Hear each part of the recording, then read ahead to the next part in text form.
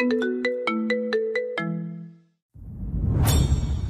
দুপুরের দিকে বাতাসি তার সৎ ভাই বোনদের নিয়ে খেলার সময় একটা অঘটন ঘটিয়েছে। ছোঁয়াছুঁই খেলার সময় তার সৎ বোন সুমা পড়ে গিয়ে ইটের সাথে লেগে মাথা ফেটে গেছে। মতিন মেয়ের মাথা ফাটা দেখে প্রচণ্ড রেগে গেছে। হুঙ্কার দিয়ে বলেছে বাতাসিকে যেন এই বাড়িতে না দেখে, তাহলে পিটিয়ে চামড়া উঠিয়ে ফেলবে। বাতাসি বাড়ির নামায় দাঁড়িয়ে বারবার বলছে সে ফেলেনি, সুমা একাই পড়ে গেছে। কিন্তু তারা মানতেই নারাজ। এই সত্য এখন সন্ধ্যা হয়ে এসেছে, শেয়াল ডাকাডাকি করছে। আশেপাশের বাড়িগুলো কপাট লাগিয়ে দিয়েছে। এখন এই সময় বাহিরে আছে একমাত্র বাতাসি। ক্ষুধাও লেগেছে, কিন্তু কি করবে বুঝতে পারছে না, শুধু কেঁদেই চলেছে অসহায়ের মতন। সবাই যখন খেয়ে দিয়ে ঘুমানোর প্রস্তুতি নিচ্ছিল, তখন বাতাসি সৎ ভাই শিহাব আসে প্রসাব করতে বাহিরে। বাতাসি তাকে দেখে আস্তে করে ডেকে বলে, শিহাব ভাই, আমাকে একটু রুমে থেকে ফোনটা এনে দিবি? ভাইয়াকে কল দিতাম, একটু এনে দে না। শিহাবের মায়া হলো। ধীর পায়ে কুড়ে ঘরে গিয়ে বাতাসির ফোনটা খুঁজে এনে বাতাসির হাতে দিয়ে রুমে চলে গেল। রাত বাজে 8:13। ফাহাদ রাতে ডিনারটা করে পড়তে বসেছে। টিউশনটা পাকা হয়েছে। সামনের মাসে বেতন পেলেই বাতাসির জন্য ইলিশ মাছ কিনে বাড়ি যাবে, বোনকে পেট ভরিয়ে খাইয়ে আসবে। পাশে জাহিদও পড়ছিল। এমন সময় ফাহাদের ব্যাচে 3জন সহপাঠী এসে রুমে কড়া নেড়ে ফাহাদকে ডাকে। ফাহাদ পড়া ছেড়ে উঠে দরজা খুলতেই তার সহপাঠীদের মধ্যে একজন বলল, ফয়সাল ভাইরা তোকে ডাকছে, 2011-তে আয়। ফয়সাল নামটা আগেও শুনেছে ফাহাদ, তাদের হলের কর্তা, মানে সেই সব ঠিক করে হলের। ছাত্রলীগের বড় নেতাদের মধ্যে একজন। কিন্তু ফাহাদকে কেন ডাকছে? ফাহাদ জিজ্ঞাসা করলো, কেন? যেতে বলেছে যাবি, এত কথা কিসের? কখন যাওয়া লাগবে? আমি এখন পড়তেছি। এখন আসতে বলেছে, ফোন ল্যাপটপ নিয়ে আয়। আমার ল্যাপটপ নেই। তাহলে ফোনটা দে। আশ্চর্য, ফাহাদ তার ফোনটা ওদের দিবে কেন? কেন? আমার ফোন দিয়ে কি কাজ? দিতে বলছি তাই দিবি, ভাইরা বলেছে দিতে। ফাহাদ তার ফোনটা তাদের হাতে দিল। জিহাদ এগিয়ে এসে পড়ল। জন্য ডেকেছে রে ভাইয়ারা ফাহাদকে। ছেলেগুলোর মধ্যে একজন বলল, দরকার সেজন্য ডাকছে, তুই তোর কাজ কর বেটা। ছেলেগুলো ফোনটা নিয়ে পড়ল। চল এখন। ফাহাদ হাঁটা ধরলো। পেছনে পেছনে ছেলেগুলো আসলো। 2011 নম্বর রুমের সামনে আসার সাথে সাথে ছেলেগুলো ফাহাদকে ধাক্কা দিয়ে রুমের ভেতর ঢুকে দরজা লাগিয়ে দিল। আকস্মিক ধাক্কায় টাল সামলাতে না পেরে ফ্লোরের উপর হয়ে পড়ল ফাহাদ। ব্যথা পেয়েছে কনুইতে। মাথা উঁচু করে সামনে তাকাতেই দেখতে পেল তার সামনে ও পাশে চেয়ারে পায়ের উপর পা তুলে বসে আছে 4জন। আর আশেপাশে তো ছেলে পেলে আছে। দুজন এগিয়ে এসে ফাহাদকে উঠে দাঁড় করালো। ফয়সাল সিগারেটে ফু দিয়ে বলল, নাম কি তোর? ফাহাদ আশেপাশে একবার তাকিয়ে চশমাটা ঠিক করে বলল, ফাহাদ মোস্তাফা। বাড়ি? চট্টগ্রাম। কোন ইয়ারে, কোন ডিপার্টমেন্টে পড়োস? রাষ্ট্রবিজ্ঞানের 2য় বর্ষে। কোরআন পড়তে পারোস? জি। নামাজ পড়োস 5 ওয়াক্ত? জি। ফয়সাল পাশের ছেলেটাকে বলল। ফোনটা চেক কর। ছেলেটা দেখলো ফোনে পাসওয়ার্ড দেওয়া। পাসওয়ার্ড দেওয়া ফোনে? ফয়সাল ফাহাদের দিকে তাকিয়ে বলল। পাসওয়ার্ড বল। ফাহাদ ফোনটা হাতে নিয়ে পাসওয়ার্ড টাইপ করে ফোনটা খুলে দিল। ছেলেটা ফোনের সব খুঁজতে লাগলো এক এক করে। আজ সেন্ট্রাল থেকে ফোন দিয়ে জানানো হয়েছে ঢাবির এক শিক্ষার্থী কিছুদিন ধরে ভারত বিদ্বেষ পোস্ট করছে, আর আজ সরাসরি ঢাকা বিশ্ববিদ্যালয়কে নিয়ে করেছে। তাদের দলের ছাত্রদের উপর নিন্দা জানিয়ে পোস্ট করেছে। পোস্টটা নজরে আসতো না যদি না পোস্ট এত শেয়ার, এত লাইক, এত কমেন্ট না হতো। পোস্টের নিচে সবার একটাই কমেন্ট, ছাত্রলীগের ছেলেপেলেরা এসব করে। আওয়ামী লীগের পালা পাচাটা কুত্তা এগুলো। ক্যাম্পাসটাকে নিজেদের হাতের মুঠোয় করে নিয়েছে, প্রচুর হেনস্থা করে ছেলেপেলেদের। এসব কমেন্ট দেখে মাথা নষ্ট হয়ে গেছে। ছাত্রলীগ অবধি চলে গেছে। কদিন আগে বাংলাদেশ ও বাংলাদেশের সরকারকে নিয়ে কথা বলেছে, সেই পোস্টটাও আজ মানুষ শেয়ার দিচ্ছে। ফাহাদের অপরাধ এখন তাদের চোখে মারাত্মক। ভারতের আগ্রাসনের বিরুদ্ধে স্ট্যাটাস দিয়েছে সে। ঢাবি জাবি ছাত্রলীগদের নিয়ে পোস্ট করেছে। ফাহাদের সহপাঠীদের মধ্যে একজন সন্দেহ করে বলেছে, ফাহাদ শিবির করে। ব্যাস কেল্লাফতে ছাত্রলীগ পেয়ে গেল মোক্ষম সুযোগ। ফাহাদের সহপাঠীরা বলল, ভাই এই যে পোস্টগুলো, হালায় সরকার বিরোধী পোস্ট মারাইছে ফেসবুকে, ভারতের বিরুদ্ধে পোস্ট আইছে, কাশ্মীর নিয়াও, আবার আজকে আমাকে বিরুদ্ধে পোস্ট দিছে। খুঁজে দেখ আরো কিছু পাস কিনা। ফোন খুঁজে সেই ভারত বিদ্বেষী ঢাবির বিপক্ষে দেওয়া পোস্টগুলো ছাড়া আর তেমন কোনো প্রমাণ পেল না। রুমে থাকা ফয়সাল ক্ষিপ্ত হয়ে উঠে ফাহাদকে ডেকে বলে, এই এদিকে আয়, চেয়ারটা টেনে বস সামনে। ফাহাদ চেয়ার টেনে বসলো। চশমা খোল। ফাহাদ চশমা খোলার সাথে সাথে ফয়সাল প্রচন্ড জোরে তার গালে কয়েকটা চড় মারে। হাত দিয়ে গাল চেপে চেয়ার সমেত পড়ে যায় ফাহাদ। ফয়সাল শার্টের কলার চেপে ধরে বলল, সব স্বীকার কর ফাহাদ, কে কে আছে তোর সাথে, কারা পাঠাইছে তোরে, তোদের মিশন কি, সব স্বীকার কর। তোরে কেউ কিছু বলবো না, শুধু স্বীকার কর, নইলে এমন পিটামু যে মারতে মারতে তোর হাত পা থেকে মাংস খুলে খুলে পড়বে। ফাহাদ হাত জোর করে বলল, বিশ্বাস করেন ভাই, আমায় কেউ পাঠায় নাই, আমার সাথে কেউ নাই। আমি কোনো রাজনীতির সাথে জড়িত না, আমি সাধারণ একজন শিক্ষার্থী। ফয়সাল ফাহাদের শরীরে লাথি মেরে বলল, তাহলে এসব পোস্ট করছস কেন তুই? বল, কারা কারা আছে তোর সাথে? বিশ্বাস করেন ভাই, কেউ নাই। আমরা ভারতকে এত সাহায্য করি, তার বিনিময়ে ভারত আমাদের বিভিন্নভাবে শোষণ করে। সেই রাগ কষ্ট থেকে পোস্টটা করেছিলাম। শালা, শুয়ারের বাচ্চা স্বীকার করবি না তাই না? ভয় ডর নাই মনে? সত্য তো স্বীকার করলাম, আর কি স্বীকার করতে যাচ্ছেন আমাকে দিয়ে? দেখ ফাহাদ, তোর সাথে ঝামেলায় জড়াতে চাই না, ফলে সন্ত্রাসী কর্মকাণ্ডের সাথে তোর সাথে কে কে জড়িত আছে সেটা বলে দে। কেউ জড়িত নেই, আমি বলছি তো, আমি সাধারণ একজন শিক্ষার্থী মাত্র। এরই মধ্যে ফাহাদের সহপাঠীরা কাঠের তৈরি শক্ত ক্রিকেট স্ট্যাম্প নিয়ে এসে ফাহাদ ঘাবড়ে যায়। ফাহাদের সহপাঠীদের মধ্যে একজন এসে ফয়সালের মতোই গায়ের জোরে থাপ্পড় মারে ফাহাদকে। এরপর হাতে তুলে নেয় ক্রিকেট স্ট্যাম্প, পিঠে পায়ে পায়ের তালুতে হাতে সর্বশক্তিতে মারতে থাকে। প্রচণ্ড শক্তিতে মারার কারণে কয়েকবার বাড়ি দেওয়ার পর স্ট্যাম্প ভেঙে দুই টুকরো হয়ে যায়। ফাহাদ ততক্ষণে চিৎকার দিতে দিতে লুটিয়ে পড়ে মেঝেতে। সেই চিৎকার শুনে আশেপাশের রুমের জানালাগুলো যেন ভয় পেয়ে যায়। ফয়সাল আদেশ দিল নতুন স্ট্যাম্প নিয়ে আসার জন্য। এবার ফয়সাল স্ট্যাম্প হাতে তুলে নেয়।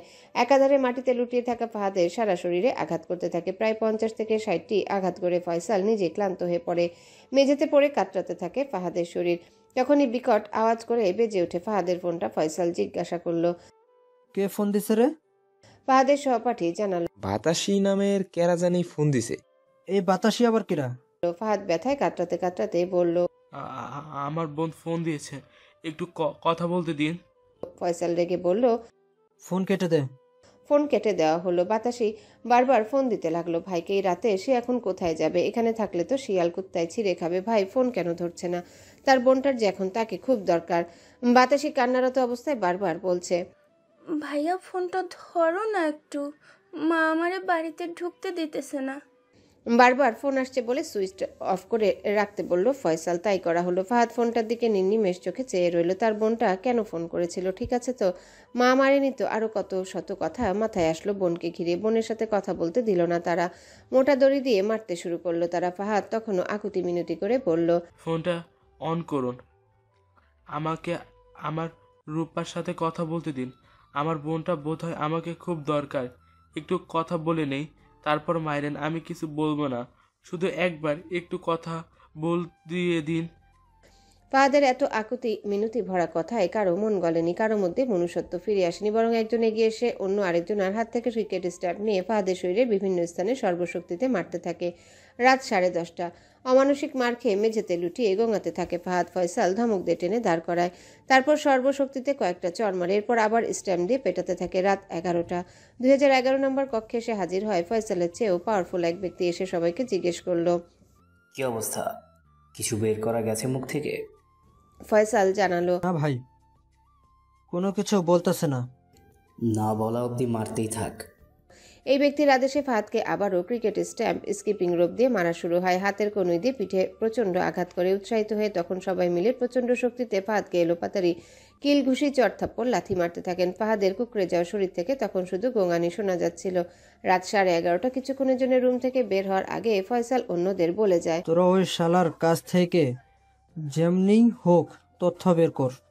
এবার 10-12 জন মিলে একের পর এক স্ট্যাম্প নিয়ে পেটাতে থাকে ফাহাদকে। মুমূর্ষু ফাহাদ তখন বমি ও প্রসাব করে ফেলে। ব্যথায় চিৎকার করার মতো শক্তি অবশিষ্ট নেই। বাঁচার জন্য ইশারা ইঙ্গিতে কাকুতি মিনতি করে। নিঃশ্বাস বন্ধ হয়ে আসার উপক্রম হয়। শ্বাসকষ্ট দেখে একজন ফাহাদের মাথার নিচে বালিশ দেয়। পরপর আরও কয়েকবার বমি করে ফাহাদ। তারপর হলের বাথরুমে নিয়ে যাওয়া হয়। ধুয়ে মুছে জামাকাপড় বদলানো হয়। রাত 12:30। ফয়সালের নির্দেশে ফাহাদকে ধরাধরি করে 2005 নম্বর কক্ষে নিয়ে আসা হয়। হলের মেসবয়কে ডেকে আনে। 2011 নম্বর রুমে ফাহাদের বমি তাকে দিয়ে পরিষ্কার করানো হয়। 2005 নম্বর কক্ষে আনার পর ফয়সাল বলে, তোরা এবার ওর থেকে তথ্য বাইর কর। ওর লগে ডাবিতে কে কে শিবির করে বাইর কর। 2-1 ফাহাদের মুমূর্ষু অবস্থা দেখে ভয়ে ভয়ে বলল, ভাই, অবস্থা বেশ খারাপ, হাসপাতালে নেওয়া দরকার। এই কথা শোনার পর ফয়সাল তেলে বেগুনে জ্বলে উঠে রেগে বলে, যা বলছি তাই কর। এগুলোই সব নাটক, ঢং ধরছে। তোরা শিবির চেনস না, শিবির চেনা কষ্ট। ফয়সালের রেগে ওঠা দেখে সবাই ভয়ে জলদি ফাহাদকে আবারও ইন্টারোগেট শুরু করে, কিন্তু ফাহাদের মুখ থেকে কোনো শব্দ আসে না। নিশ্চল নিস্তেজ পড়ে থাকা দেহ কোনো সাড়া না দেওয়ায় ক্ষিপ্ত হয়ে আবার আরেক দফা পেটানো শুরু হয়।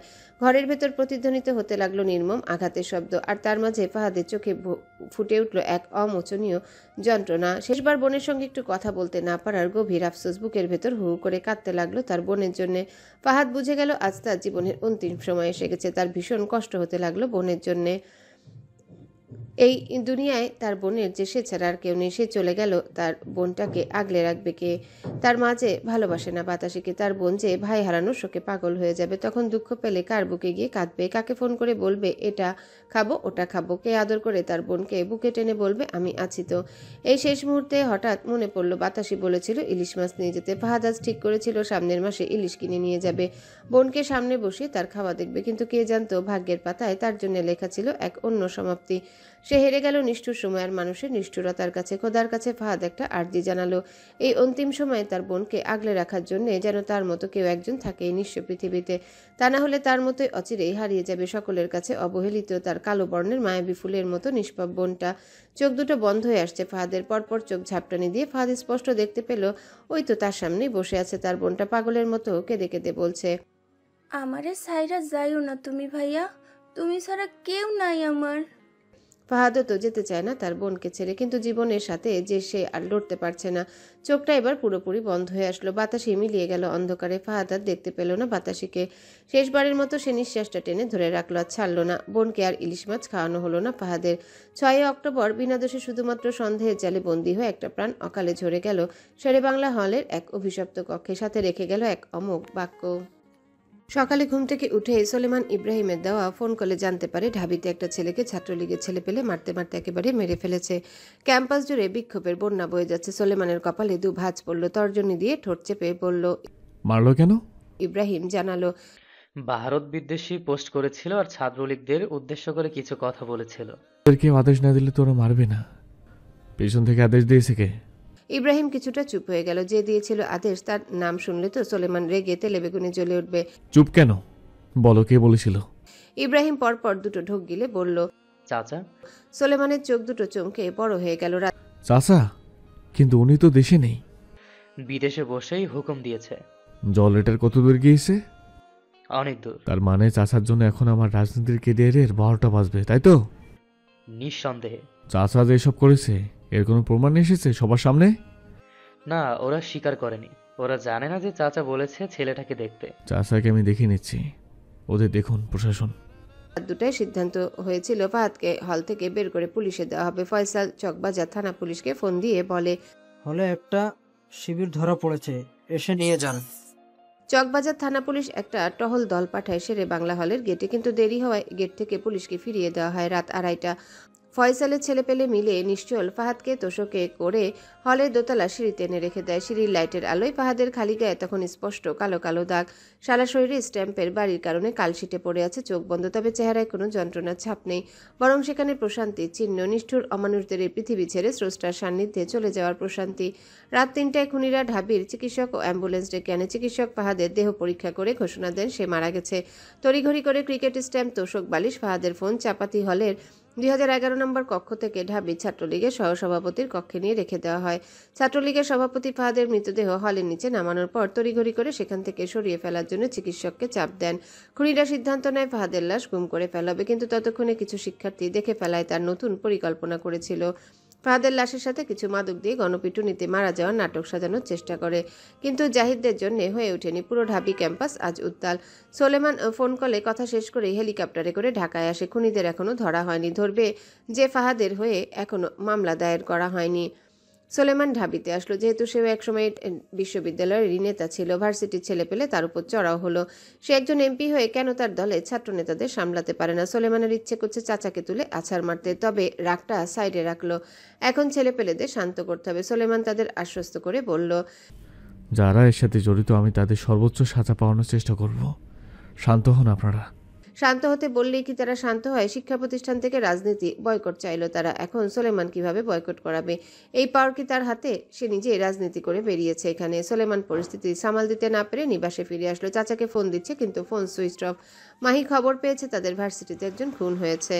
কিন্তু ভার্সিটিতে এসে ছেলেটার মুখটা দেখে চিনতে অসুবিধা হলো না। ইস, এই ছেলেটাকে ওরা মারলো।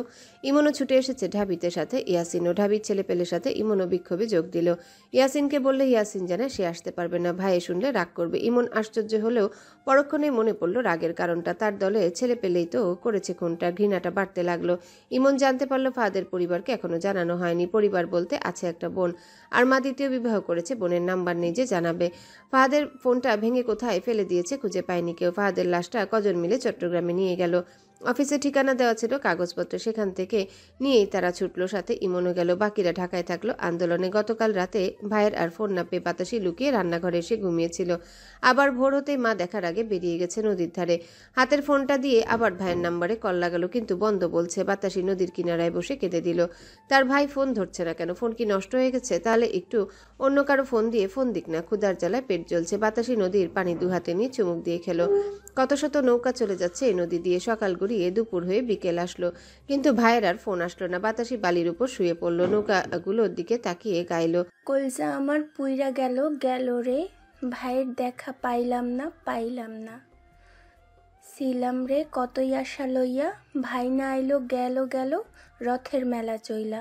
তোরা কে যাস কে যাস। সুজন মাঝি রে ভাইরে কইও গিয়া, না আসিলে স্বপনেতে দেখা দিতে বইলা। দৌড়াতে দৌড়াতে শিহাব আসলো বাতাসির কাছে। হাঁপাতে হাঁপাতে বলল, আপা আপা, মা তোমারে বাড়ি যাইতে কইছে। বাতাসি শিহাবের গলা শুনে শোয়া থেকে উঠলো, চোখের পানি মুছে বলল, সত্যি মায় আমারে বাড়ি যাইতে বলছে? মারবো না তো আমারে? না, মারবো না। বাতাসের শরীরে লেগে থাকা বালিগুলো ঝেড়ে মুখে হাসি ফোটালো। ভাইয়া বলছে কিছু ফোন দিয়ে, তাই আম্মা বাসায় যাইতে বলল। বাতাসে শিহাবের হাত ধরে বাড়ির দিকে হাঁটা ধরলো। বাড়ির সামনে আসতে বাড়ির উঠানে লোকজনের ভিড় দেখে ভ্রু কুচকালো বাতাসি। শিহাব রে জিজ্ঞাসা করলো, এত মানুষ কেন বাড়িতে? কোনো অনুষ্ঠান নাকি? শিহাব বলল, ফাহাদ ভাই আইছে। কথাটা শোনা মাত্রই বাতাসির চোখে মুখে খুশির ঝিলিক দেখা গেল। বাতাসি দৌড়ে বাড়ির ভিতরে ঢুকলো। মানুষের ভিড় ঠেলে আসতে চৌকাঠের সামনে খাটিয়া দেখে দাঁড়িয়ে গেল। খাটিয়া কেন এখানে? কে মরেছে? বাতাসি পাশে তাকালো। তার মা তো মরেনি। ওই যে মরা কান্না কাচ্ছে চৌকাঠে, হাত কপালে ঠেকিয়ে তার সৎ বাবা বসে আছে। তার কোলে সুমাও আছে, আর শিহাবও তার লগে। তাহলে খাটিয়ায় কে? বাতাসি খাটিয়ার দিকে আঙ্গুল তাক করে বলল, আমগো বাড়িতে খাটিয়া কেন? আমার ভাই না বলে আইছে? কই আমার ভাই কই? ভাইয়া কোথায় তুমি? কাল কতবার করে ফোন দিলাম, ধরলা না কেন? ইমন পাশ ফিরে তাকালো। মেয়েলি গলার আওয়াজ শুনে। বয়স কত হবে, 17 কি 18? এটাই ফাহাদের বোন। বাতাসির মা বাতাসির দিকে তাকালো। বাতাসি এগিয়ে এসে বলল, ও মা, কাঁদতেছো কেন? কি হয়েছে মা? তোমার কি বুকে কষ্ট হইতেছে? ভাইয়ারে বলবো নি ওষুধ এনে দিতে, তুমি কাঁদো না। বাতাসির মা আরো জোরে কান্না করতে শুরু করলো। বাতাসি সবার দিকে তাকিয়ে বলল, আশ্চর্য, মায়ে কান্দে কেন? আমার ভাই কই? আপনারা দেখছেন কেউ আমার ভাইরে? জাহিদ এবার এগিয়ে আসলো। খাটিয়ার পাশে থাকা স্ট্রেচারের দিকে তাকিয়ে বলল, তোমার ভাই এখানে শুয়ে আছে। কথাটা কানে যেতেই বাতাসি হাতের ইশারায় লক্ষ্য করে তাকালো। খাটিয়ার পাশে স্ট্রেচারে ইঙ্গিত করলো। কেন ওখানে শুয়ে আছে মানে? বাতাসি টাল সামলাতে না পেরে পড়ে যেতে নিলে ইমন এসে ধরে ফেলে। বাতাসি বোধহয় এখনো একটা ঘোরের মধ্যে আছে। উনি ওটা কি বলল? একজন এসে ফাহাদের মুখের উপর থেকে কাপড় সরিয়ে দিল। বাতাসি ভাইয়ের চেহারাটা দেখতে পেল। ওই তো তার ভাই। ভাবে শুয়ে আছে কেন? বাতাসি পাগলের মতন দৌড়ে ছুটে গেল। ভাইয়ের গালে দুহাত রেখে ডেকে উঠল, ও ভাই, তোমার কি হয়েছে? ভাই চোখ খুলো। তুমি কাল ফোন ধরল না কেন আমার? কতবার ফোন দিলাম, মায় যে আমার বাড়ি থেকে বের করে দিছিল। ও ভাই শুনতেছো? বাতাসি ভাইয়ের মুখে কালশিটে মারের দাগ দেখে চমকালো, চিৎকার করে বলল, আমার ভাইয়ের মুখে এগুলো কি হয়েছে? এমন মায়ের দাগ কেন? কেরা মারছে আমার ভাইরে? আমার ভাইয়ের কি হয়েছিল? সামনের মাসে বাড়ি আসবো। কি হয়েছে এটা আমার ভাইয়ের? ভাই উঠো। বাতাসি ভাইয়ের দেহটা ঝাঁকাতে ঝাঁকাতে গগন বিদারী চিৎকার করে উঠল। বাতাসির চিৎকারে আশেপাশে থাকা লোকজনের চোখেও জল চলে আসলো। এই অভাগীর যে এই এক ভাই ছাড়া আপন বলতে কেউ ছিল না এই দুনিয়ায়। এখন সে ভাইটাও চলে গেল। ছেলেটা অনেক ভদ্র সভ্য ছিল, স্বপ্ন ছিল দু চোখ ভরা। একদিন অনেক টাকা জোগাড় করবে আর বোনকে নিয়ে আলাদা হয়ে যাবে। সেই স্বপ্নগুলো এখন দুঃস্বপ্নই রয়ে গেল। মহিলাগুলো টেনে নিয়ে যেতে চাইলো বাতাসিকে, কিন্তু বাতাসি ভাইয়ের শরীর জড়িয়ে ধরল। আমারে আমার ভাইয়ের কাছ থেকে আলাদা করো না তোমরা। আমার ভাই আমারে সারা যাইতে পারবো না। আমার ভাইয়ের কথা দিছিল আমারে সব সময় আগলায় রাখবো। ভাই কথার খেলাপ করলো। লোকজন জিজ্ঞাসা করলো ইমনদের কারা মেরেছে। জাহিদ সব খুলে বলল কারা মেরেছে। একজন বৃদ্ধ জিজ্ঞাসা করলো, এমনি মারলো কেন আমাগো ফাদরে? ভারত বিদ্বেষী পোস্ট করছিল সেজন্য। কি পোস্ট করছিল ফাহাদ যে তার জন্য ওরা মারলো? ইলিশ মাছ নিয়ে, জ্বালানি নিয়ে, হলে ছাত্রলীগের আধিপত্য নিয়ে। বাতাসির কানে শুধু বাজলো ইলিশ মাছের কথাটা। বাতাসি খাইতে চাইছিল ইলিশ মাছ, তার জন্যই তার ভাই মরে গেল। ভাই, আমি আর জীবনে ইলিশ মাছ খাইতে চাবো না। তুমি ফিরে আসো, আল্লাহর দোহাই লাগে তুমি ফিরে আসো। আমার জন্য ওরা তোমারে মারলো ভাই। আমি তোমারে ছাড়া বাঁচবো কেমনে? আমার কথাটা ভাবলা না একবারও? আমার তো বাপ মা কেউ নাই, ছিলা শুধু একটা তুমি ভাই। সেই তুমিও চইলা গেলা আমারে রাইখা। আমি তো এতিম হইয়া গেলাম, কেউ রইল না আমার আর। হুজুর আসলো ফাহাদকে গোসল করানোর জন্য। বাতাসিকে জোর করে টেনে নিয়ে যাওয়া হলো। বাতাসির মা ছেলের নাম ধরে বিলাপ করছে। এত ভালোবাসা তো আগে কেউ দেখেনি ছেলে মেয়ের জন্য। ফাহাদকে গোসল করিয়ে সাদা কাফনের কাপড়ে ঢেকে খাটিয়ায় শোয়ানো হলো। বাতাসি বিধ্বস্ত হয়ে মাটিতে হাত পা ছড়িয়ে বসে নির্নিমেষ চোখে দেখলো তার ভাই যে আর নেই, সেটা মানতেই পারছে না বাতাসি। এর জন্য গতকাল তার ভাই ফোন ধরে নাই। ওরে কুলাঙ্গার, যারা বাতাসির ভাইটারে মারলি, তোরা কি জানিস না এই পৃথিবীতে এই অভাগী বাতাসির ফাহাদ ভাই ছাড়া আর কেউ নাই? তোরা ফাহাদকে মেরে ফেলার সাথে সাথে একটা নিষ্পাপ বোকা অবহেলিত মেয়েটাকেও মেরে ফেললি। গ্রামের সকল লোকজন এসে জড়ো হয়েছে। ফাহাদের জানাজা পড়ানো শুরু হলো। ইমন জাহিদরা অজু করে ফাহাদের জানাজায় দাঁড়ালো। জানাজা শেষে যখন কবরস্থানে নিয়ে যাওয়া হবে ফাহাদকে, তখন বাতাসি আর বসে থাকতে পারল না। ফাহাদের খাটিয়া বহন করছে ইমন, জাহিদ, মতিন আরেকজন। বাতাসি গিয়ে মতিনের পা চেপে ধরে বলল, বাজার নিয়ে যাইও না আমার ভাইটারে। এই কবরে কেমনে থাকবো আমার ভাই? অনেক কষ্ট হইব। দুজন মহিলা এসে টেনে ধরল বাতাসিকে। ইমন এক ঝলক তাকালো বাতাসির দিকে। কেন যেন বাতাসির মধ্যে উর্মিকে দেখতে পেল। তার মৃত্যুর সময়ও বুঝে এভাবেই কান্না করবে উর্মি। ফাহাদকে নিয়ে চলে যাওয়া হলো। এলাকার কবরস্থানে দাফন করে ফের বাতাসিদের বাড়িতে আসলো। বাতাসি মায়ের সাথে কথা বলে জানালো এটা একটা হত্যাকাণ্ড, তারা যেন মামলা করে, বাকিটা তারা দেখে নিবে। মতিন মামলার কথা শুনে ইনিয়ে বিনিয়ে না করলো, করতে পারবে না। ইমন রেগে গেল এই কথা শুনে। জাহিদকে বলল, ওনাদের করা লাগবে না, বাতাসি করবে। বাতাসি কোথায়?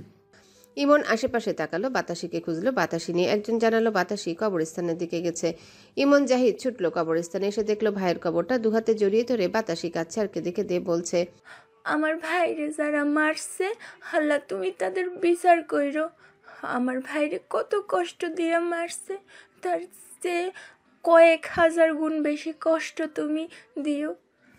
জাহিদ এসে টেনে উঠালো বাতাসিকে, চোখের পানি মুছিয়ে দিয়ে বলল, এই বাতাসি শোন, তোর ভাইয়ের অপরাধীদের শাস্তি চাস তো? বাতাসি কবরের দিকে তাকিয়ে মাথা নাড়ল। চল, এখনই মামলা করব আমরা। চট্টগ্রাম থানায় সেই রাতে একটা মামলা করা হলো। ইমন বাতাসির দিকে তাকালো। মেয়েটা এখনো কান্না করছে। আহারে, কেউই রইল না আর মেয়েটার। বাতাসিকে বাড়িতে পৌঁছে দিয়ে তারা ঢাকা চলে আসে। সোলেমান সন্ধ্যায় অতর্কিতে ঢাবি প্রশাসনের একজন ঊর্ধ্বতন অফিসারের সঙ্গে দেখা করলো। 20 জনকে পুলিশ ধরে নিয়ে গেছে ফাহাদ হত্যার ঘটনায়। সোলেমান সেই 20 জনের নাম ঠিকানা নিয়ে চলে আসলো ইব্রাহিমের বাড়ি। বাগানের চেয়ারে বসে কফির মগে চুমুক দিল। মাথা ব্যথায় ইচ্ছে করছে মাথাটা শরীর থেকে আলাদা করে দিতে। কখনো চাচা তো কখনো চাচার ছেলে তার 12টা বাজিয়ে দিচ্ছে। কি দরকার ছিল মেরে ফেলার ছেলেটাকে? মিথ্যা তো বলেনি কোনো কথা। 2-4টা চর মেরে না হয় সাবধান করে দিতি, তা না এমন মারা মারছে যে মরেই গেল ছেলেটা। এখন কি করবি সোলেমান? সোলেমান কফির মগটা রেখে বলল, কি করবো আর আমি? চাচা ফোনই তো ধরছে না। চাচার কাজটা কিন্তু মোটেই ঠিক হয়নি। এইভাবে কে মারে? জানোয়ারের মতন করে পিটাইছে ছেলেটাকে, পুরো শরীরে কালশিটে দাগ পড়ে গেছে। ছেলেটা নির্দেশ ছিল বলেই একটু খারাপ লাগছে, কিন্তু আমার রাজনীতির ক্যারিয়ারের কথা ভাবতে হবে আমায়। এক ছেলের জন্য নিশ্চয়ই আমি খেলার মাঠ থেকে ছিটকে পড়তে চাই না। চাচার দেশে আসুক, তাকে যা করার আমি করছি। মিডিয়াতে যেন তার নাম না আসে, বলে রাখলাম। ইমন হেঁটে এদিকটায় আসছিল, কিন্তু সোলেমানের লাস্ট কথাগুলো শুনে চমকে উঠল। তার চাচার নাম মিডিয়াতে আসতে বারণ করলো কেন? তার চাচা জড়িত এই হত্যাকাণ্ডের সাথে? ইমন দ্রুত পায়ে হেঁটে আসলো, সোলেমান ইব্রাহিমের সামনে দাঁড়িয়ে বলল, আপনার চাচা কি এই হত্যাকাণ্ডের সাথে জড়িত সুলেমান সাহেব? সোলেমান মাথা উঁচু করে সামনে তাকালো, ইমনকে দেখে বলল, না, তোমার কেন মনে হলো চাচা জড়িত? না, আপনি যে বললেন মিডিয়াতে তার নাম যেন না আসে, কেন আসতে বারণ করলেন? সোলেমান ইব্রাহিমের দিকে তাকালো, ইশারায় বুঝালো এটা কে, সামনে থেকে সরা আর বুঝিয়ে বল কিছু। ইব্রাহিম ইমনকে সাইডে নিয়ে বলল, তুমি যা ভাবছো তেমন কিছুই না ইমন। তাহলে মিডিয়াতে নাম আসতে বারণ করলেন কেন? আপনারা কিছু লুকাচ্ছেন তাই না? আরে বাবা, কি লুকাবো তোমার থেকে? তোমার বলা হলো তো চাচা জড়িত না এসবে। যারা জড়িত তাদের তো ধরা হয়েছে, শাস্তিও পাবে। যাদের ধরা হয়েছে তারা তো জাস্ট গুটি ছিল, কিন্তু উপর থেকে যারা চাল দিচ্ছে তাদের তো ধরা হয়নি। দেখুন স্যার, আমি ওই ছেলের বাড়িতে গিয়েছিলাম। ওই ছেলের এক ছোট দুঃখী বোন ছাড়া আর কেউ নাই। আমি ওই ছেলের হত্যার বিচার চাইব। যদি আপনারা এর ভেতর জড়িত থাকেন তাহলে আমি আপনাদের বিপরীতে চলে যেতে দুবার ভাববো না। পেছন থেকে সোলেমান গম্ভীর গলায় রেগে দাঁত চেপে বলল, এই, এটাকে বের করতো, আমার চোখের সামনে যেন না দেখি। এই শেষে থেকেই মাথা খাচ্ছে। তোর ভাই মরেছে? তোর ফ্রেন্ড লাগে ওই ছেলে? কিছুই তো লাগে না, তাহলে এত পুড়ছে কেন তোর? হাঁটছে আমার বিপরীতে দাঁড়াতে। ইব্রাহিম ইশারায় ইমনকে আপাতত চলে যেতে বলল। ইমন ইব্রাহিমের দিকে তাকিয়ে বলল, আমি আর আপনার দেয়া জবাবটা করছি না আজ থেকে। আমি নিশ্চিত আপনাদের মাঝে থাকা কেউ এসবে জড়িত, আর আমি ইমন সেটা প্রমাণ করেই ছাড়ব। ইমন বেরিয়ে গেল বাড়ি থেকে। ইব্রাহিম কপালে হাত দিয়ে চেপে ধরল। ইমন সোজা গিয়ে জাহিদের সাথে দেখা করলো। জাহিদকে গিয়ে বলল, সুলতান পরিবারের বাসা সুলতান হয়তো জড়িত আছে এসবে। জাহিদ আর ইমন পুলিশের কাছে গেল। পুলিশকে সব খুলে বলতে পুলিশ জানালো যেহেতু প্রমাণ নেই তাই তারা কিছু করতে পারছে না সরাসরি, তবে ইনভেস্টিগেশন করবে তারা। ইমন জাহিদ চলে গেল। পুলিশ ওদের চলে যাওয়া দেখে সোলেমানকে ফোন করলো। সোলেমান পুলিশের ফোন পেয়ে ভ্রু কুচকালো। কি হয়েছে? দুইজন ছেলে আসছিল, বললো আপনারা চাচা জড়িত আছে ফাহাদ হত্যার সাথে। ইমন নামের কে বেশি ছিল? জি। প্রমাণ আছে চাচা জড়িত এসবে? আপনার চাচার ফোন কলের প্রুফ পাওয়া গেছে। আপাতত আমি জানি তাকে উপর মহল থেকে বিষয়টা দেখতে বলছিল। আপনার চাচা সেজন্য ঢাবির ছাত্রলীগের সভাপতিকে বলেছিল বিষয়টা দেখতে। তারা দেখার নাম করে মেরে ফেলেছে ছেলেটাকে। এখন আপনি কি চান? ফাহাদ হত্যার সাথে যারা জড়িত তাদের সবার শাস্তি পাক, নাকি তাদের সাথে পরোক্ষভাবে জড়িত আপনার চাচাকে এসব থেকে বাঁচিয়ে নিজের রাজনৈতিক ক্যারিয়ারটা বাঁচাতে চান? সোলেমান অকপটে জবাব দেয়, I want to save my political career. তার জন্য যদি চাচাকে শাস্তি পাওয়ার থেকে আড়ালে ক্ষমতা প্রয়োগ করে তাকে বাঁচাতে হয় তাহলে তাকে বাঁচাবো। বাকিদের শাস্তির ব্যবস্থা করুন। আর চাচাকে বলেছিল কে বাল পাকলামো করতে? উপরমহল থেকে কেউ একজন বলছিল, সেই নাম জানতে পারিনি আমি। আপনারা চাচা মারাত্মক ভুল করেছে। আই নো দ্যাট, কিন্তু তার জন্য আমি আমার পলিটিক্যাল ক্যারিয়ার নষ্ট করতে চাই না। চাচাকে বাদ দিয়ে যা করার করুন। ফাহাদ নামের ছেলেটার পরিবারের দায়িত্ব নেব, মোটা অ্যামাউন্টে টাকা দেব, তাতে সারা জীবন তাদের আরামেসে কেটে যাবে। ফাহাদ হত্যার আসামিদের মৃত্যুদণ্ড, যাবজ্জীবন কারাদণ্ড দেওয়া হয়েছে। ইমন সুলতান পরিবারের বিরুদ্ধে কোনো প্রমাণই পায়নি। জিহাদ হাল ছেড়ে দিয়েছে এই বিষয়ে। ভার্সিটি খুলে যাওয়ায় পড়াশোনাতে মনোযোগ দিয়েছে, কিন্তু ইমনের মন বলছে সুলতান পরিবারের এর পিছনে আছে। হয়তো কোনো প্রমাণ তারা রাখেনি। ঢাকা বিশ্ববিদ্যালয়ের কেন্দ্রীয় মসজিদে গিয়ে বসলো ইমন। কয়েকদিন ধরে সে মেসে থাকা শুরু করেছে। ব্যাংক অ্যাকাউন্টে আছে 50 থেকে 60,000 টাকা, যা ইমন বেতন থেকে একটু একটু করে বাঁচিয়ে রেখেছিল, তাই তেমন অসুবিধা এখনো পড়তে হয়নি তাকে। ইমন জোহরের নামাজ আদায় করে মেসের দিকে ফিরছিল। রাস্তায় কিছু লোক দেখে দাঁড়িয়ে যায়। এরা মূলত ঢাকা বিশ্ববিদ্যালয়ের ছেলেপেলে, পরনে পাঞ্জাবি, মাথায় টুপি। ইমনকে দেখে তারা সালাম দিয়ে কাছে আসলো।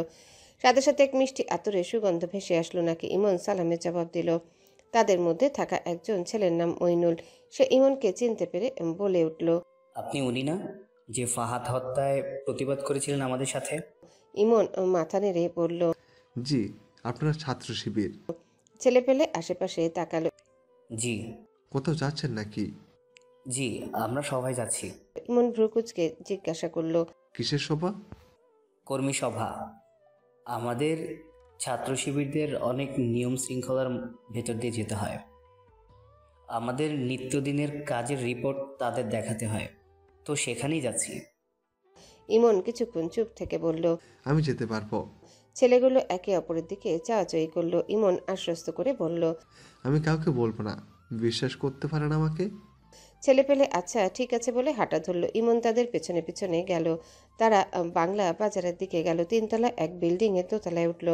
একটা মধ্যম আকৃতির হলরুম। ইমনের বুঝতে বাকি নেই এটা লুকিয়ে গোপন হচ্ছে, কারণ 90 দশকের পর থেকে শিবিরের প্রকাশ্য দখলদারিত্ব ভেঙে পড়েছে। বিশেষ করে 2010 সালের পর থেকে আইনশৃঙ্খলা বাহিনী ও প্রতিপক্ষ সংগঠন, বিশেষ করে আওয়ামী ও ছাত্রলীগের কারণে তারা ক্যাম্পাসের ভিতরে প্রকাশ্যে বৈঠক বা চা চক্র করে না। কারণ আওয়ামী লীগের শত্রু শুধু বিএনপি না, সাথে জামায়াত। শিবিরদের সংগঠন ইসলামিক ভিত্তিক আদর্শে গঠিত। শৃঙ্খলা, পড়াশোনা, নামাজ, দাওয়াত এসবের উপর জোরদার দেয়। আওয়ামী লীগের মতো উশৃঙ্খল, দুর্নীতিপরায়ণ বা বখাটে রাজনীতি তারা করে না। এই নৈতিক উচ্চ অবস্থান ছাত্র সমাজের কাছে তাদের গ্রহণযোগ্যতা বাড়িয়ে দেয়, যা আওয়ামী লীগের জন্য রাজনৈতিক হুমকি হয়ে দাঁড়ায়। বিএনপিকে আওয়ামী লীগ বসে আনতে পারলেও জামায়াতকে বসে আনা তাদের পক্ষে অসম্ভব। আওয়ামী লীগের ধর্মনিরপেক্ষ মতবাদের পথে সবচেয়ে বড় বাধাই হলো ইসলামী আন্দোলন। এই আন্দোলনের কারণে ধর্মনিরপেক্ষ মতবাদ জনগণের মধ্যে শিকড় গড়াতে পারেনি। তাই তারা ইসলামের জ্ঞান অর্জন করে। তারা কোনোদিনও ধর্মনিরপেক্ষ হতে রাজি হবে না। তারা বলবে না ধর্ম যার যার, উৎসব সবার। তারা উল্টো বলবে ধর্ম যার যার, উৎসবও তার তার। তাই মাদ্রাসার ছাত্র শিক্ষকদের সামরিক ও বেসামরিক কর্মজীবনের সুযোগ ও প্রতিযোগিতামূলক পরীক্ষার সুযোগ দেওয়া হয় না। তাদের উচ্চ ডিগ্রিকে বিএ ও এমএ এর সমমর্যাদা দেওয়া হয় না।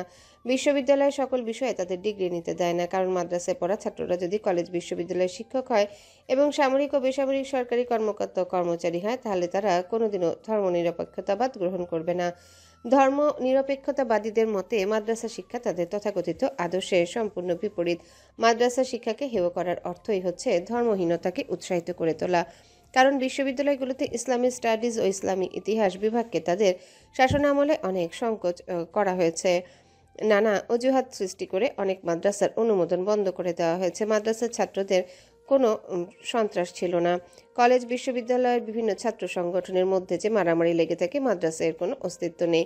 বোমা হামলায় ছাত্র কোনো মাদ্রাসার ছাত্রের হলে প্রমাণ নেই, অথচ যুক্তি হিসেবে বোমা বিস্ফোরণ ও বোমা পুঁতে রাখার ঘটনাকে অজুহাত বানিয়ে মাদ্রাসায় তালেবান বাহিনী, লাদেন বাহিনী, হারকাতুল জিহাদ আবিষ্কার করে মাদ্রাসা ও আলেম সমাজের বিরুদ্ধে রীতিমতো যুদ্ধ চাপিয়ে দেওয়া হয়। এদের একমাত্র উদ্দেশ্য ইসলামী শিক্ষা দুর্বল করা এবং সমাজের মধ্যে আলেম সমাজের ভাবমূর্তি বিনষ্ট করা। অথচ আজ পর্যন্ত কোথাও কোনো প্রমাণ বের করতে পারেনি যে মাদ্রাসা আলেমগণ এসবের সাথে জড়িত। টানা 3 ঘন্টা ইমন মনোযোগ সহকারে তাদের কথা শুনল। প্রতিটা মানুষের ব্যবহার এত অমায়িক যা বলার বাহিরে। ইমনের মনে এখন একটাই কথা আসতেছে, তারা এত ভালো, তাহলে রক কাটে কেন? শিবিরের নামের আগে এটা একটা ব্যবহার করে লোকজন, খুব একটা ভালো চোখে দেখে না তাদের দেশবাসী। ইমন কৌতূহল দমিয়ে রাখতে না পেরে চেয়ার ছেড়ে উঠে দাঁড়িয়ে সালাম দিয়ে বলল, আমার একটা কথা জানার ছিল। ইমনের কথায় বক্তৃতায় ব্যাঘাত পেলেন শিবিরের এক প্রবীণ নেতা। তিনি জিজ্ঞাসা করল, কি জানতে চাও? আমি আজ প্রথম এসেছি আপনাদের আচরণ কথাবার্তা দেখে শুনে আমার মনে হয় না আপনাদেরকে যেভাবে খারাপ বলে উল্লেখ করে আপনারা ততটাও খারাপ না। আচ্ছা, আপনাদের শিবির নামের আগে রক কাটার ট্যাগটা কেন দেওয়া হয়েছে? লোকটা মুচকি এসে বলল, তাহলে তো ফিরে যেতে হবে 1982 সালের 11ই মার্চ। কেন, কি ঘটেছিল সেদিন? সেদিন রাতে শিবিরের এক নবাগত সংবর্ধনা অনুষ্ঠান ছিল। সেই অনুষ্ঠানে এসে ছাত্রলীগ সহ আরো বেশ কিছু সংগঠনের ছেলেপেলে হামলা চালায়। এতে শিবিররা 4 জন মারা যায়। তখন ছাত্র ও সাধারণ মানুষজন সেই সব সংগঠনের ছেলেপেলেদের ওপর চড়াও হয়ে আন্দোলন করেন। তখন ওই সংগঠনের ছাত্রলীগের লোকজন শিবিরের ওপর অমানসিক নির্যাতন করে পাল্টা।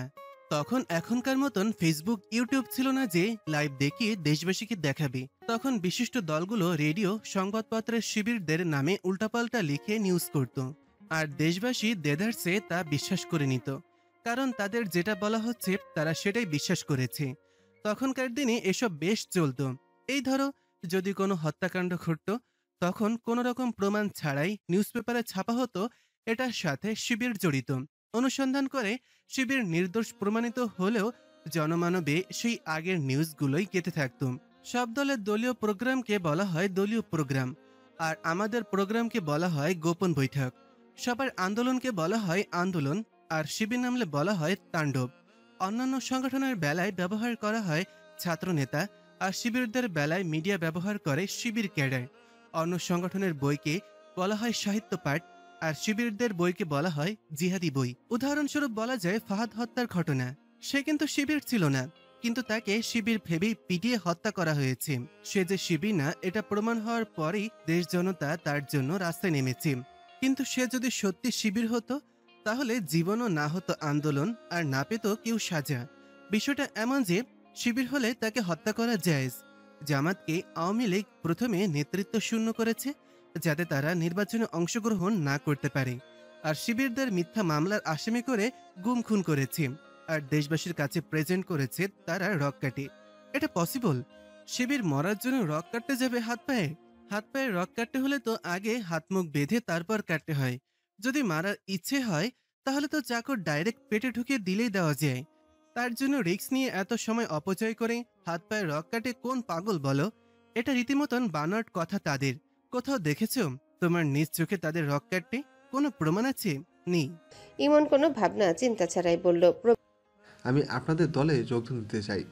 উড়ে এসে জুড়ে বসার কোনো সুযোগ নেই এখানে। তুমি যদি যোগদান দিতে চাও তাহলে তোমাকে প্রক্রিয়ার মাধ্যমে নিজেকে যোগ্য করে তারপর আসতে হবে। আমি প্রস্তুত। প্রবীণ নেতা মইনুলের দিকে তাকিয়ে বলল তাকে সমর্থক ফর্মটা এনে দিতে। মইনুল উঠে গিয়ে এনে দিল। ইমন সবকিছু পূরণ করলো। মইনুল ফর্মটা নিয়ে নেতার হাতে দিল। উনি ফর্মটা একবার পড়ে বলল, ওরা সব শিখিয়ে দেবে তোমায়। আল্লাহর পক্ষ থেকে সরো না কখনো। ভুলবে না, এক আল্লাহ ব্যতীত তোমার নেই কেউ এই পৃথিবীতে। দুদিনের দুনিয়ায় ভোগ বিলাসের লোভে পড়ে তার দিনকে অস্বীকার করো না। নামাজ কালাম কোরআন পাঠ করবে সবসময়। তোমরা নবীনরাই আমাদের ভরসা। তোমরা এগিয়ে নিয়ে যাবে আমাদের। আমরা তো আছি বা কতদিন, তারপর তো দলের সব দায় দায়িত্ব তোমাদের ওপর এসেই পড়বে। ইমন সৌজন্যমূলক হাসি উপহার দিয়ে বলল, ইনশাল্লাহ আমি আপনার কথা মনে রাখবো। সোলেমান চাচাকে ফোনে না পেয়ে লুকাকে ফোন করলো। লুকা ফোন রিসিভ করতে সোলেমান বলল, চাচা কোথায় লুকা? লুকা জানালো, আপনার চাচার মরার মতো ঘুমাচ্ছেন স্যার। কতবার ডাকতে গিয়ে ফিরে আসলাম, মনে হচ্ছে ওষুধ খেয়েছে। তাড়াতাড়ি চাচাকে ডেকে উঠো, বলো মিটিং আছে আজ একটা। লুকা ভ্রু কুচকালো। তার জানা মতে আজ তো কোনো মিটিংয়ের শিডিউল নেই। স্যার আপনার হয়তো ভুল হচ্ছে, আজ কোনো মিটিংয়ের শিডিউল নেই। আছে লুকা। মালিককে? আমি না তুমি। আপনি? মিস্টার পান্ডের সাথে মিটিং আজ, একটা তাড়াতাড়ি পাঠাও। লুকা ফোন কেটে বাশার সুলতানের কাছে গেল। বাশার সুলতান উপর হয়ে নাক ডেকে ঘুমাচ্ছে। লুকা পাশে দাঁড়িয়ে জোরে ডাকলো, উঠল না বাশার সুলতান। লুকা এবার মাইক এনে ডাকলো। বাশার সুলতান ধরফড়িয়ে উঠে বসলো। আশেপাশে ভয়ার্ত চাহনি নিয়ে তাকিয়ে সামনে লুকাকে দেখে কুশন ছুড়ে দিয়ে বলল, হতচ্ছাড়া, এভাবে তাকাচ্ছিস কেন? স্যার ফোন দিয়েছিল। আপনার ফোন বন্ধ কেন? আজ পান্ডের সাথে মিটিং আছে, আপনাকে যেতে বলল। বাশার সুলতান বালিশের নিচ থেকে ফোনটা বের করলো। চার্জ নেই, সুইচ অফ। ফোনটা চার্জে দিয়ে ফ্রেশ হয়ে রেডি হয়ে নিল। বের হওয়ার আগে ফোনটা অন করে সোলেমানকে ফোন করলো। সোলেমান চাচার ফোনের অপেক্ষাতেই ছিল। ফোনটা রিসিভ করে কানে নিয়ে বলল, তুমি ফাহাদ ছেলেটাকে মারার জন্য নির্দেশ দিয়েছিলে কেন? বাশার সুলতান ভ্রু কুচকে বলল, কোন ফাহাদ? চোখে মুখে পানি দিয়ে আসো। দিছি। তাহলে চিনছ না কেন? দাবি সেই ফাহাদ যাকে মারার জন্য তোমায় বলা হয়েছিল। আমাকে তো মরার জন্য বলেনি, বলেছিল ছেলেটাকে সেটা দেখার জন্য। আর উদ্দেশ্য কি সেটা জানার জন্য। সেই জন্য সেন্টারে বলেছিলাম ছেলেটাকে। তার উদ্দেশ্য কি সেটা যেন জানে। মনে করেছিলাম শিবির বোধ হয়। তোমার মাথা ওরা মারতে মারতে মেরে ফেলেছে একেবারে। তোমার নামও উঠেছিল সেখানে। তোমার নাম মিটে এসে গেলে কি হতো জানো? আমার রাজনীতি 14টা বেজে যেত। আশ্চর্য, আমি কি মেরে ফেলতে বলেছি নাকি? আমাকে যা বলা হয়েছিল উপর মহল থেকে সেটাই বলেছি। এখানে আমার কি দোষ? আর তাছাড়া এর আগেও তো উপর মহলের আদেশ কত শত মানুষ মারার নির্দেশ দেওয়া হয়েছিল। মারছেই না মারা হলো। তাহলে এত হাইপার হচ্ছিস কেন? যার দলে চলছে আমরা, তারা যা বলবে তাই তো করতে হবে আমাদের। আচ্ছা ঠিক আছে, তুমি মিটিংয়ে অ্যাটেন্ড করো। সোলেমান ফোন কেটে দিল। বাশার সুলতান ফাইল নিয়ে অফিসের দিকে গেল। সোলেমান সেদিন এমন তাড়াতাড়ি করে চলে গেল কেন? তার মানেটা সেদিন না বুঝলো মেহরিন আজ বুঝলো। যেহেতু মেহরিনের কোনো সোশ্যাল অ্যাকাউন্ট নেই আর টিভিও খুব কম দেখে, সেজন্য তৎক্ষণাৎ জানতে পারেনি ফাহাদ হত্যার ঘটনাটা। আজ শ্বশুর আর দাদা শ্বশুরের বলা কথায় জানতে পারলো কোনো এক ছেলে বিনা দোষে মারা গেছে, আর যারা মেরেছে তারা তার স্বামী শ্বশুরদের দলেরই লোক, কিন্তু ভিতরে কি হয়েছিল তা জানে না। সব দোষী সাজা পেয়েছে, এটা শুনে কিছুটা শান্তি পেলেও খারাপ লাগাটা বেশি। মেহেরিন রাজনীতি তেমন বুঝে না বললেই চলে। সে তার শ্বশুর দাদা শ্বশুর স্বামীকে ভালো দেখছে বলেই তার ধারণা তাদের দলের সব খারাপ না হলেও কিছু ভালো। হাতের 5 আঙুল তো আর সমান হয় না। মেহেরিন রুমে এসে সোলেমানকে ফোন করলো। সোলেমান ফোনে কারোর সাথে কথা বলছিল। বইয়ের ফোন পেয়ে ফোনের ওপাশে কাউকে বলল, কাজটা যেন ঠিক মতো হয়। ফোন কল কেটে বইয়ের ফোন রিসিভ করলো। লম্বা করে সালাম দিয়ে বলল, কি অবস্থা? মেহেরিন সালামের জবাব দিয়ে বলল, জি ভালো, আপনার? প্যারার মধ্যে আছি অনেক। এতক্ষণে তো শুনেছো বিষয়টা? জি শুনলাম, নির্দোষ একটা প্রাণ অকালেই ঝরে গেল। শুনেছি আপনাদের দলের লোকজনই করেছে এই কাজ। আমিও তাই তো শুনলাম। সোলেমান টোটালি না জানার মতো ভান করলো, যেন সে শুধু উপর উপর দিয়ে জেনেছে তার দলের লোক জড়িত, কিন্তু এখানে যে তার চাচাও জড়িত তা বুঝতেই দিল না মেহেরিনকে। জঘন্যতম সাজা দেওয়া উচিত এদের। মানুষের মানুষ মারতে এদের বিবেকে বাঁধে না? ভুলে গেলে নাকি মানুষ যেমন সৃষ্টির সেরা জীব, তেমনি তারা সৃষ্টির সব থেকে নিকৃষ্ট জীব। তাই মানুষের দ্বারা সবই সম্ভব। আপনি সুলতান সাহেব এসবে জড়াবেন না দয়া করে। আগে মনুষ্যত্ব, পরে বাকি সব। মনুষ্যত্বকে বিকিয়ে দিয়ে নিকৃষ্ট জীবে পরিণত হবেন না কোনোদিনও। যদি কখনো হয়েও যায় তাহলে কি করবে তুমি? আল্লাহ না করুক সেই দিন যেন না আসে আমার জীবনে। আপনাকে ছাড়তে আমার কষ্ট হবে সুলতান সাহেব।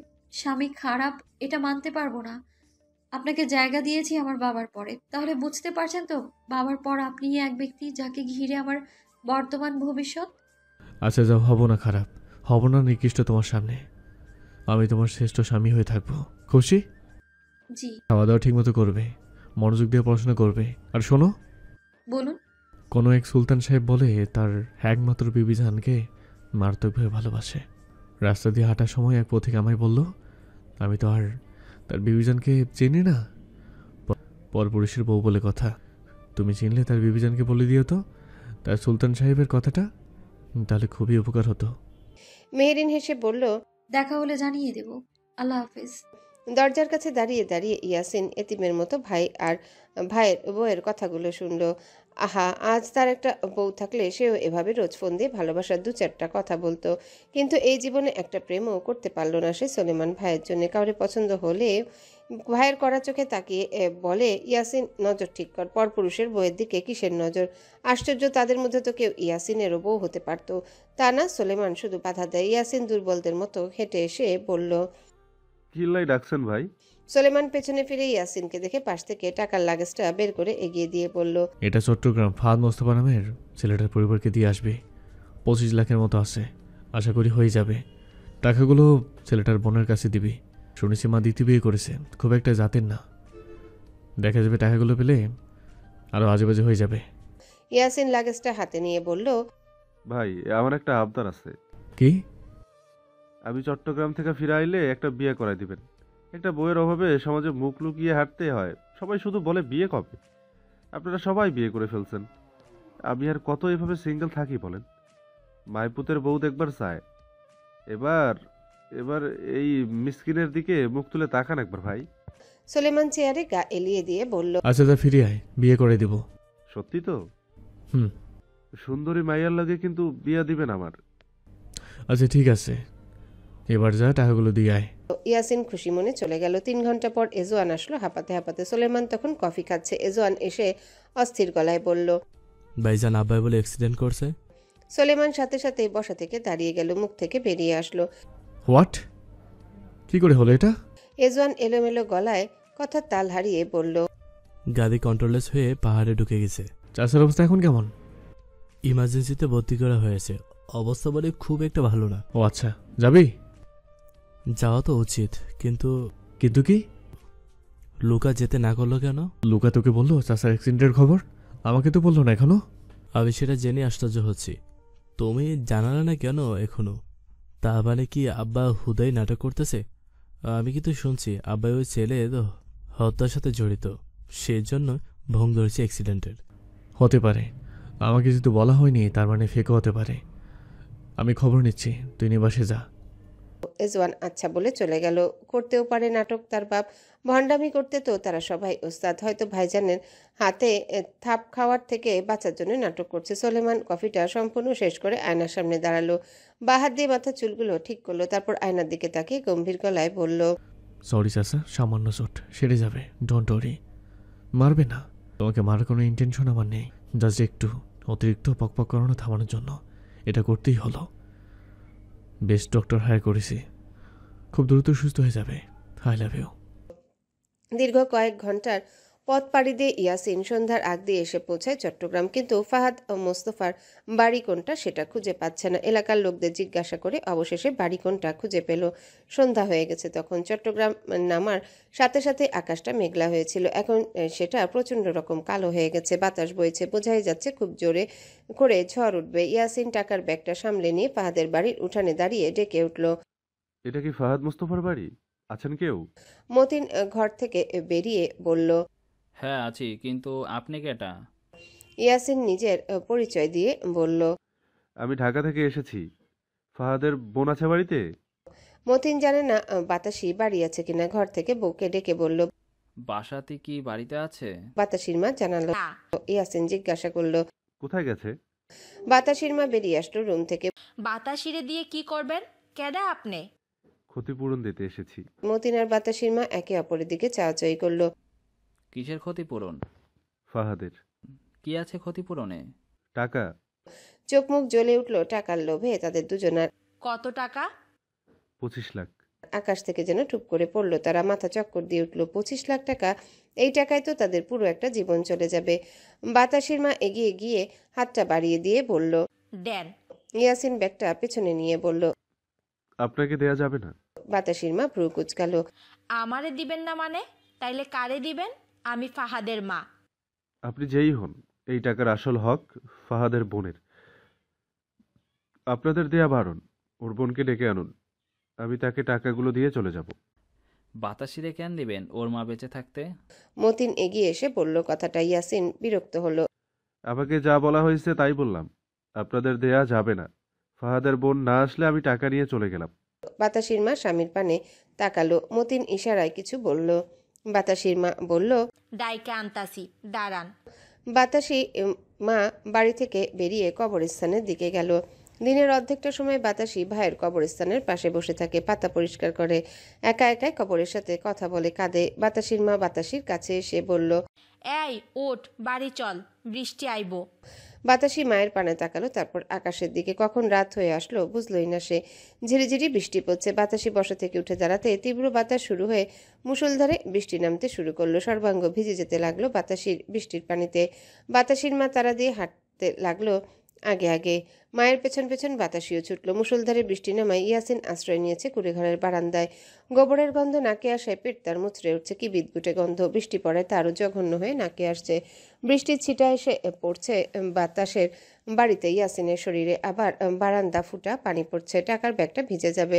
মতিন সেটা দেখে বলল, আপনি রুমের ভিতরে যান, তাহলেই ভিজবেন না। ইয়াসিন তাই করলো। অন্ধকার রুমের ভেতরটায় ঢুকে একপাশে গিয়ে দাঁড়িয়ে রইল। ঘুমে চোখে দেখছে না ঠিকমতো ইয়াসিন। এমন ঠান্ডা ঝড় বৃষ্টি হলে ইয়াসিনের কাঁথামুনি দিয়ে ঘুমাতে ইচ্ছা করে। ফোনের স্ক্রিনের আলোয় পাশে কাঠের চৌকি দেখে সেটাই বসলো হেলান দিয়ে। কিছুক্ষণ বসে অপেক্ষা করতে করতে তার চোখ লেগে আসে, আর খুলে রাখতে পারে না। বাতাসির মা আর বাতাসি ভিজে বাড়ি আসে। বাতাসির মা নিজেদের রুমে গিয়ে জামা কাপড় পাল্টে নেয় আর বাতাসিকে বলে জামা কাপড় পাল্টা নিতে। বাতাসি একুরে ঘরের দিকে চলে আসে। বারান্দার রশি থেকে জামা কাপড় নিয়ে রুমে ঢুকে দরজা লাগিয়ে দেয়। বাতাসির মা ইয়াসিনকে দেখতে না পেয়ে বলল, ওই ছ্যামড়া গেছে গা? না। কই তাইলে? কুড়ে ঘরে। বাতাসি না ওই ঘরের দিকে গেল জামা কাপড় বদলাইতে?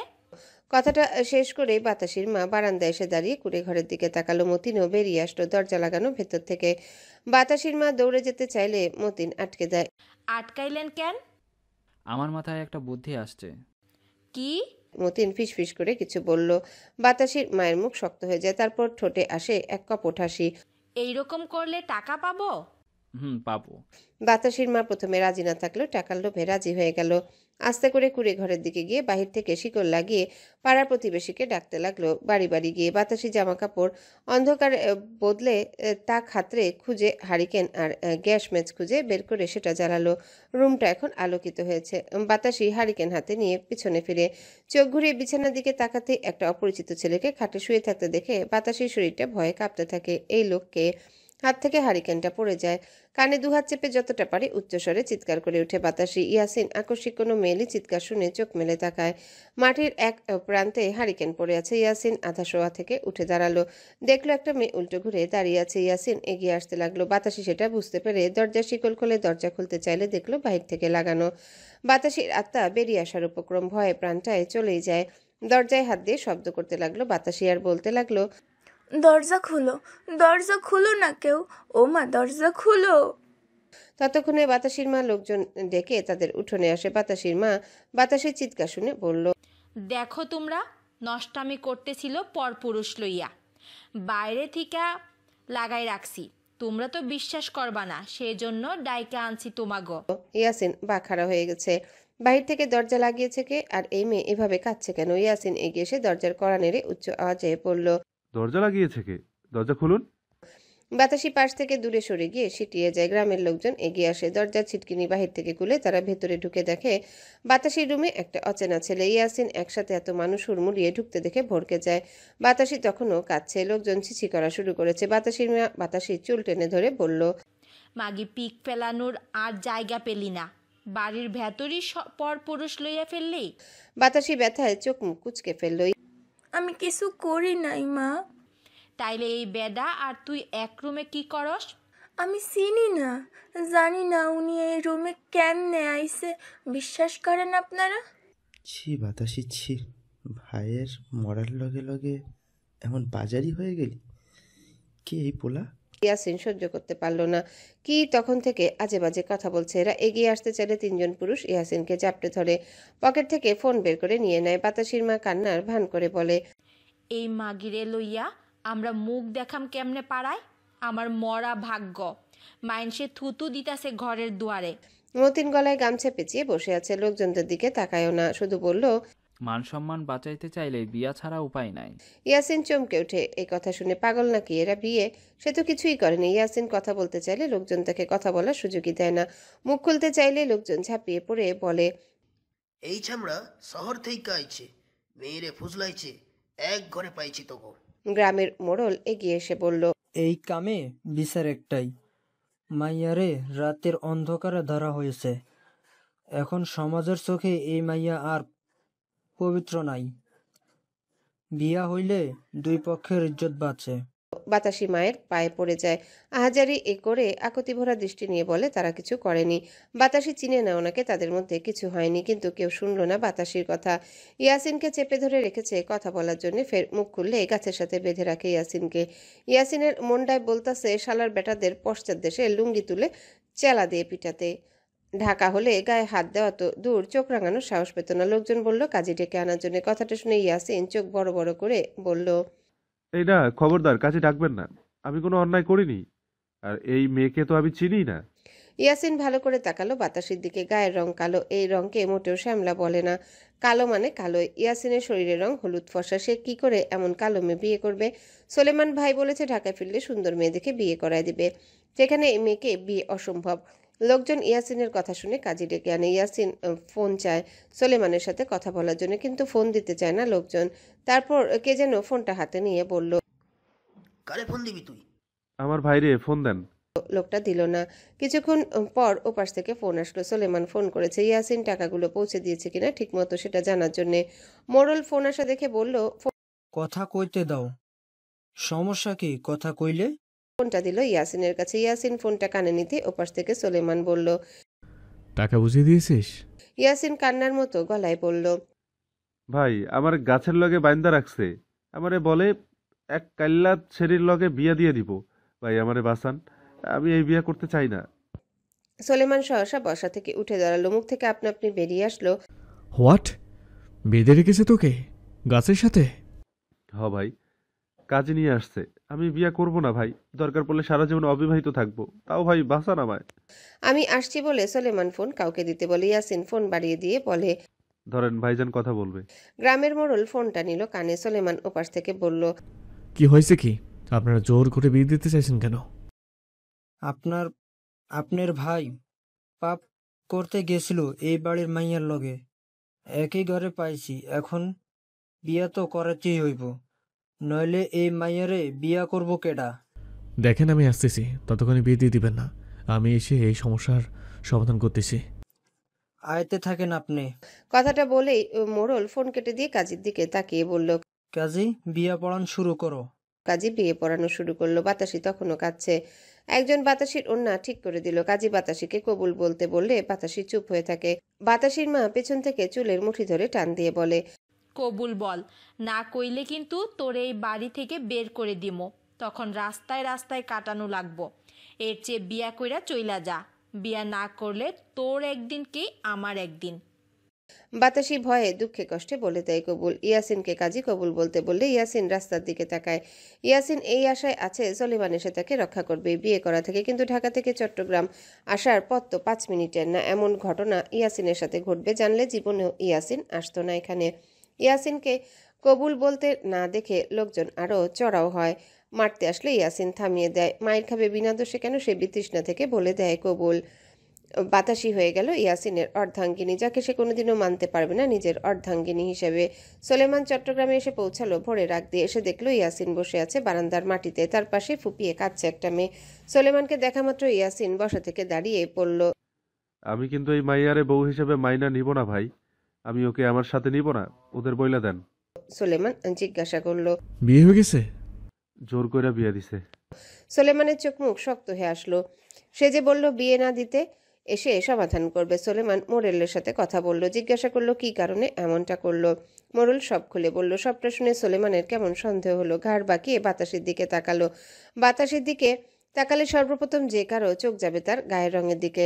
সোলেমানেরও চোখে সর্বপ্রথম সেটাই ধরা পড়ল। মেয়েটার বয়স আনুমানিক মেহরিন বা তার চেয়ে কম হতে পারে। সোলেমান ইয়াসিনকে জিজ্ঞাসা করলো, টাকাগুলো কোথায়? ইয়াসিন কুড়ে ঘর দেখিয়ে বলল, ওই ঘরে। সোলেমান ঢুকে টাকার ব্যাগটা সাথে নিয়ে বলল, মেয়েটাকে সাথে নিয়ে আয়। বাতাসির মা বাবার চোখ কপালে। যেই টাকার জন্য এসব করলো সেই টাকায় দেখে নিয়ে যাচ্ছে। মতিন পেছন থেকে বলল, টাকা নিয়ে যাইতাছেন কেন? সোলেমান দাঁড়িয়ে যায়। আমার টাকা আমি নিয়ে যাব না? এই টাকা না আমাদের ক্ষতিপূরণ? আপনাদের ক্ষতিপূরণ না, ক্ষতিপূরণ ছিল ওই মেয়েটার। ওই মেয়েটা যখন আমাদের বাড়ির বউ হয়ে গেছে তখন টাকাগুলো আমাদের বাড়িতে ফিরে আসবে। ইয়াসিন, ওকে নিয়ে আয়। ইয়াসিন শেষের কথা শুনে বলল, ভাই আমি কি বলছি শুনেন না, আমি এই বিয়ে মানি না। সোলেমান বাঁকা চোখে তাকিয়ে বলল, যেটা বলছিস সেটা কর। সোলেমান এক পয়সাও দেয়নি ওদের।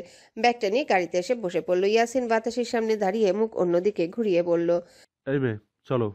বাতাসি তাকিয়ালো ইয়াসিনের দিকে। চলো মানে? কোথায় যাবে সে? কই নিয়ে যাইবেন আপনারা আমারে? জাহান্নামে, তাড়াতাড়ি আসো। ইয়াসিন হাঁটা ধরলো। এক মহিলা এসে বলল, বইয়া রইছস কে? যা তো জামাইয়ের লগে। জামাই কথাটা এসে বাড়ি খেলো বাতাসির কানে। জামাই মানে স্বামী, তার বিয়ে হয়ে গেছে। একটা অপরিচিত লোক তার স্বামী, তার সাথে চলে যাবে বাতাসি। মোড়ল এসে বাতাসিকে বলল, যাস না কে? যা। বাতাসি এলোমেলো পায়ে হাঁটা ধরল। এইটুকু বুঝে গেছে অপরিচিত হয়ে জীবনে আসা স্বামী নামক মানুষটার সাথে না গেলে তার মা আজ মারাত্মকভাবে অত্যাচার করবে। তার উপর ইয়াসিনের পাশেই বসলো বাতাসি, তবে মাঝখানে দূরত্ব অনেক। গাড়ির জানালা দিয়ে দেখলো শেষবার বাড়িটা। ইয়াসিন ভুলেও তাকাচ্ছে না বাতাসির দিকে। সোলেমান গাড়ি স্টার্ট দিয়ে ইব্রাহিমকে ফোন করে জানালো ইয়াসিনের বিয়ের বিষয়টা। ইব্রাহিম সব শুনে নিবাসে চলে আসে। দুপুরের দিকে ইয়াসিন বাতাসিকে নিয়ে নিবাসে নামিয়ে গাড়ি নিয়ে ফের বেরিয়ে যায় সোলেমান। ইয়াসিনকে একা নিবাসের ভিতর ঢুকতে দেখে এজওয়ান বলল, কিরে একা এসেছিস নাকি? ইয়াসিন এজওয়ানের দিকে তাকিয়ে বলল, না, বাতাসি আছে। এজওয়ান ঠোঁট কুঁচকে বলল, বাতাসে মিন্স বাতাসা।